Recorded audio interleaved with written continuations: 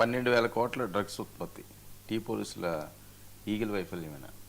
నిజంగా అండి. అదే ఇప్పుడు డ్రగ్స్ దీని గురించి చాలాసార్లు మాట్లాడాము.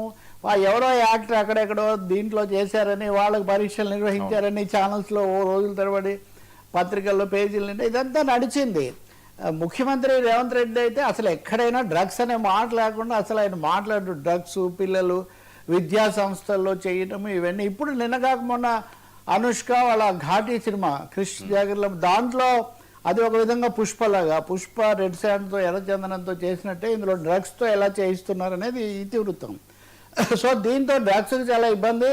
మీరు డిస్క్లైమర్ ముందుగా ఇదంతా కాదని మీరు ప్రకటిస్తే తప్ప కుదరదని ఈగిల్ ఘాటీ సినిమా మీద చాలా అభ్యంతరాలు పెట్టి అది నడిచింది అంతవరకు. సరే, సినిమా మీద మళ్ళీ ఇంకోసారి చూసుకోవచ్చు. కానీ ఇప్పుడు మహారాష్ట్ర పోలీసులు వచ్చి చెర్లపల్లిలో ఈ ఫామ్, దాని పేరు కూడా వాగ్దేవి అనే పేరుతో ఉంది ఆ ఫామ్, అదేమో వాగ్దేవి పేరుతో డ్రగ్దేవి సంస్థ అక్కడ నడుస్తుంటే ఎందుకు వీళ్ళందరూ కనుక్కోలేకపోయారు? లేకపోతే కనీసమైన ఇది కొరబడిందా?